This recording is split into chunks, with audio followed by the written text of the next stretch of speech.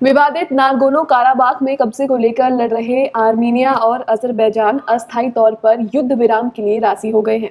इसकी जानकारी रूसी विदेश मंत्री सर्गेई लैवरोव ने दी है। रूस की मध्यस्थता में मॉस्को में 10 घंटों तक चली बातचीत के बाद दोनों देश शनिवार दोपहर से युद्ध विराम लागू करने के लिए राजी हो गए हैं। इस दौरान दोनों देश युद्ध में मारे गए अपने सैनिकों के शव लेंगे और युद्ध बंदियों की अदला बदली करेंगे। रूसी विदेश मंत्री सर्गेई लैवरोव ने कहा कि इसके बाद शांति बहाल करने को लेकर दोनों देशों के बीच बातचीत आगे बढ़ाई जाएगी।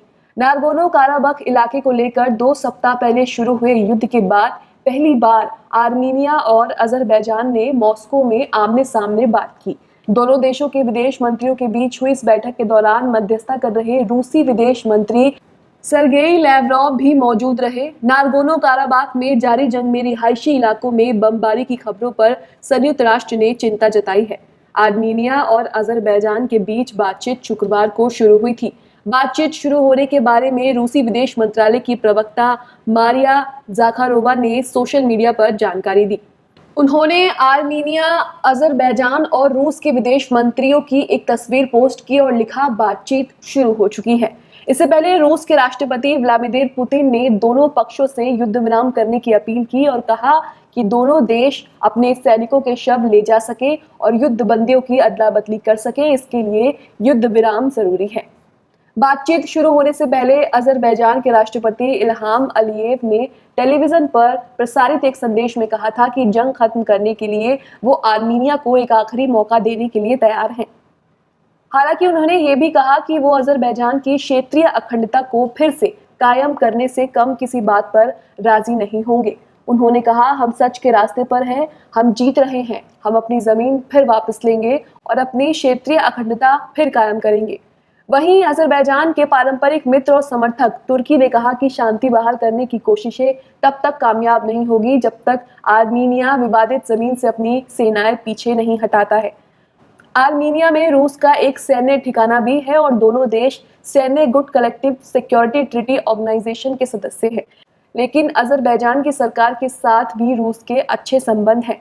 फ्रांसीसी राष्ट्रपति इमैनुअल मैक्रों ने कहा कि दोनों देशों में समझौता हो सकता है, लेकिन इस बारे में पुख्ता तौर पर कुछ नहीं कहा जा सकता। फ्रांस, अमेरिका और रूस के साथ बने Organization for Security and Cooperation in Europe Minsk Group का सदस्य है। इसका उद्देश्य नागोर्नो काराबाख के इलाके में जारी तनाव का शांतिपूर्ण हल खोजना है। आम नागरिकों पर पड़ रहे युद्ध के असर के कारण संयुक्त राष्ट्र मानवाधिकार प्रमुख मिशेल बाचले ने तत्काल संघर्ष विराम करने की अपील की है। उन्होंने कहा कि ये चिंताजनक है कि हाल के दिनों में युद्ध की जगह के आसपास के घनी आबादी वाले इलाकों को निशाना बनाया गया है और वहां भारी गोलाबारी की गई है। अधिकारियों के अनुसार युद्ध के कारण नागोर्नो काराबाख की आधी आबादी यानी करीब 70,000 लोगों को अपना घर छोड़कर जाना पड़ा। इस इलाके का मुख्य शहर और राजधानी स्टेपनाकर्त में कई दिनों तक बमबारी होती रही, जिस कारण जान बचाने के लिए यहाँ के निवासी घरों के बेसमेंट में रह रहे हैं या फिर जमीन में गहरे बंकर खोदकर उनमें शरण ले रहे हैं। हमलों के कारण शहर के अधिकांश इलाकों में बिजली गुल है। शोशा नाम के शहर में मौजूद होली सेवियर कैथेड्रल की तस्वीरों में देखा जा सकता है कि चर्च की इमारत को हमले में नुकसान पहुंचा है। ये चर्च नागोर्नो काराबाख की राजधानी स्टेपनाकर्त से करीब 15 किलोमीटर दूर है। 9 अक्टूबर 2020 में ली गई स्टेपनाकर्त शहर की एक तस्वीर, जिसमें हमले के बाद निकलता धुआं साफ देखा जा सकता है।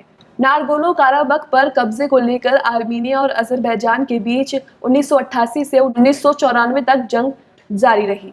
इसके बाद यहाँ 1994 में युद्ध विराम की घोषणा तो हुई, लेकिन सही मायनों में शांति समझौते पर दोनों कभी सहमत नहीं हो पाए। Bureau report, news max.